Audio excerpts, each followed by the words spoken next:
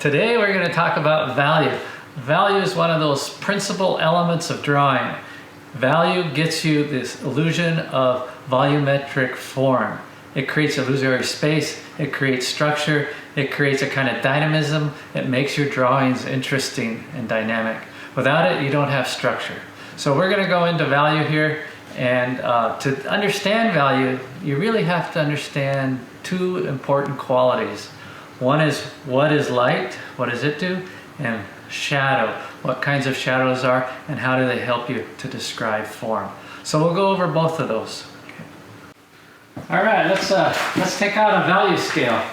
That's probably the easiest way to begin to explain and understand value, which means we're going to go from a dark to a light.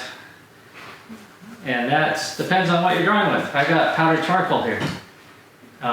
My dark is going to be whatever I can get, building up my value down here at the dark end of the value scale. And now I'm going to work across the whole range of values from the darks to the 3/4 tones.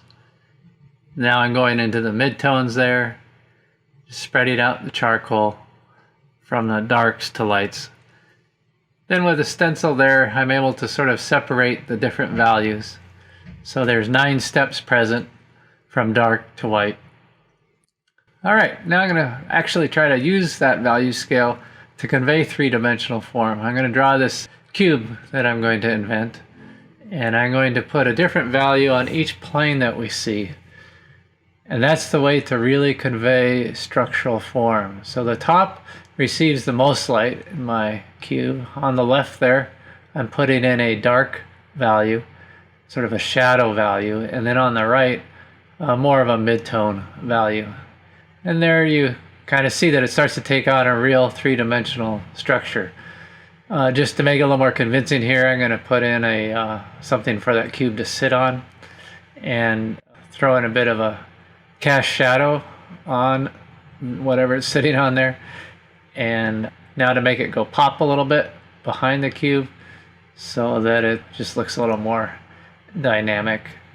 So building a drawing out of contrast is always key here. Here I'm going to define a little bit of the background as well. So there's kind of an edge to the imaginary table there.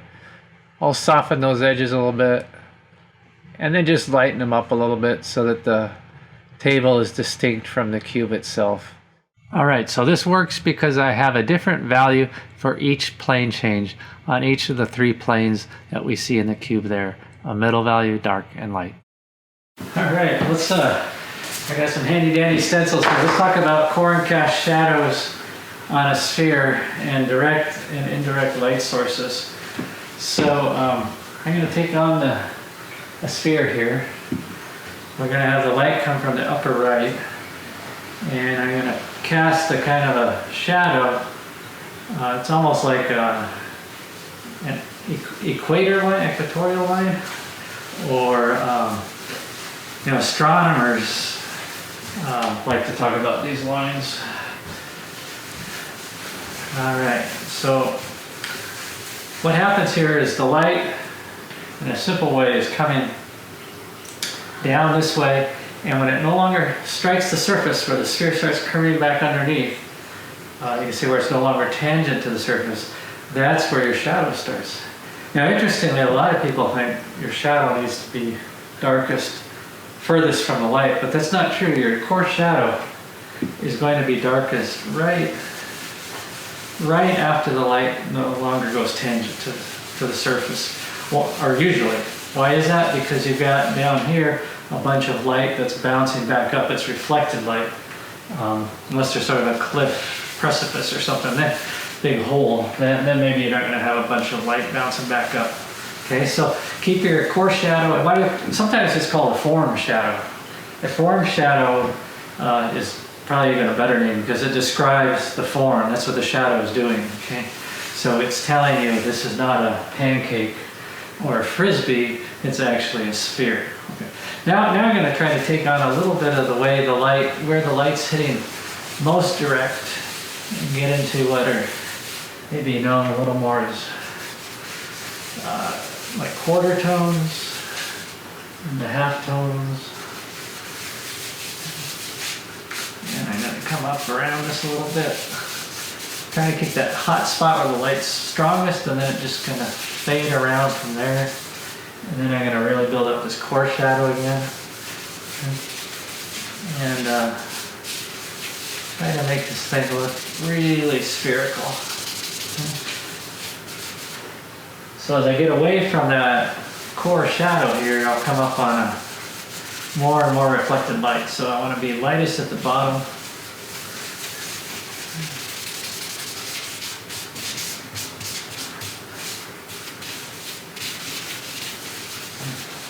And maybe I'll look a little more right in here.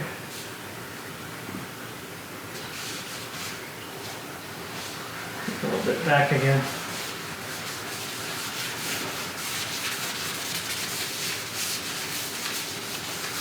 All right, now what'll really make this sphere hum or sing would be if I can put a bit of a dark behind it. But let's take a look. Does it look like a bit of a ball there? I mean, working with value and shading, sometimes people call it right, can really create the illusion of three-dimensional form. All right, so just to make the lights go pop here, I'm going to put in a dark behind it.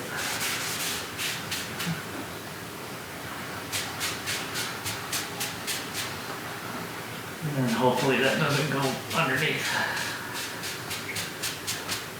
So one of the huge things in drawing to think about is contrast. And if you want to make something go, draw your attention to it, have high contrast. Or if you want to make something go pop, high contrast. If you want to make something lighter, put in something darker around it.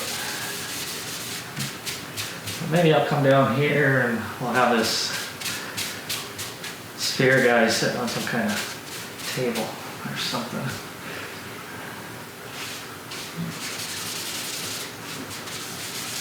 Alright, so I'm not going to put in all the background, but all for demonstration purposes here, right? But you get a sense of what's happening when you get a nice dark back here, okay? Now I probably need to put a little tone down here, just so we get the sphere sitting on something.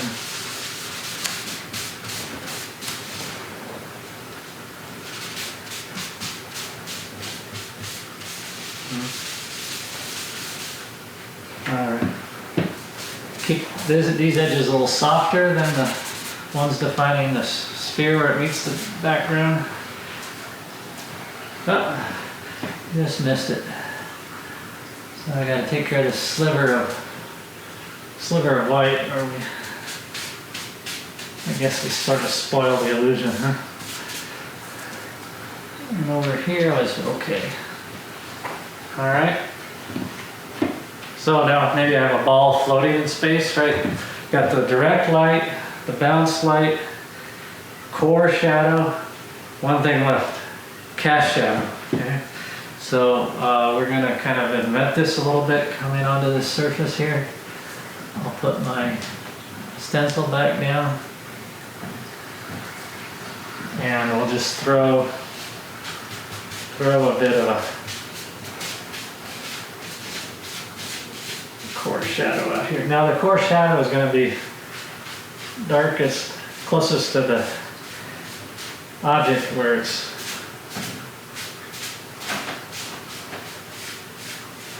throwing the light. Like you can look for this when you're walking outside next time and you go by like a telephone pole.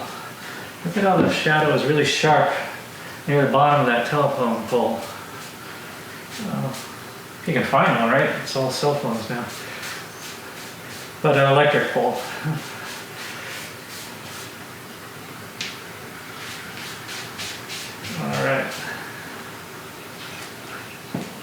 All right, pretty classic stuff there. I could put a little really bit of a dark here. And that should help that ball really sit there.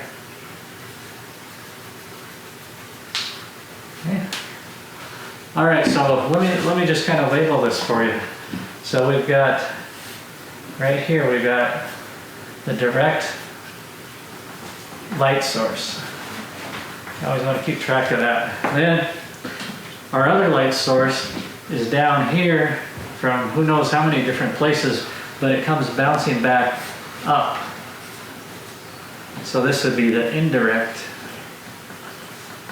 light, or sometimes you could call it a bounce. All right. And then right along here, that's our core shadow. Okay. Sometimes you hear that referred to as a terminator line, right where the light no longer goes tangent to the surface. And then out here is our cast shadow. Okay. So core shadow or form shadow, you can also hear it referred to as that way. That's really describing the form. That's a lot more useful. A lot of artists will downplay cast shadows. Sometimes they sort of disrupt the form more than provide you information about the form. All right. That is a sphere with direct and indirect light. All right, we're going to see if we can figure out where the core and cast shadows are here and what the light is doing as well to understand that. So I've got a bunch of lights on in this room right now, so it makes it a little harder to see this. You might be, like on the sphere, you might be able to begin to see a bit of a core shadow here. On the cylinder, you might be able to see one here. Of course, the cube's a little bit easier to identify that. Let me turn the light down. Now we've got one light source from up over here. Now you can really see that edge, right? Where the light no longer hits the surface, it goes into that shadow. That's the astronomers on if this are a moon or a planet, they call that a terminator line, okay? And then we've got, so direct light here, indirect light bouncing up from the cube underneath. So let me show you something that's kind of cool, okay? Grab this out of the kitchen, take away a lot of that reflected light. See how that becomes a much more even dark right now? If I pull that away, all that bounced light is going back up in there. So the darkest part of the shadow is right at that terminator line, right where the light is no longer tangent to the surface. So you don't want to make the furthest part of your object dark. You want to catch it right where the light's no longer hitting the surface. Same thing here, you might see it a little bit on that cylinder too. Okay, where the reflected light's bouncing in there. It's going to probably look pretty dark on the edge because there's a big gap here. So if you've got gaps, holes, canyons, things like that, less reflected light. But that's really good to keep track of. And then of course we've got cast shadows coming off here, but the core shadow, also known as the form shadow, tells you that that's what kind of form that is, that we've got a sphere there. All right, well let's see if we can take this into the idea of the entire still life here. I'm going to begin with a pencil sketch, and then I'll go into it with charcoal, just like I did with the sphere just now. I'm going to walk you through this in a kind of a much quicker way. This will be a time-lapse video. Alright, so I'm trying to work around the whole of the drawing here, trying to get angles, proportions, thinking about those kinds of things before I jump into value. And once I have the drawing set, then I get out my stencils, get out my charcoal.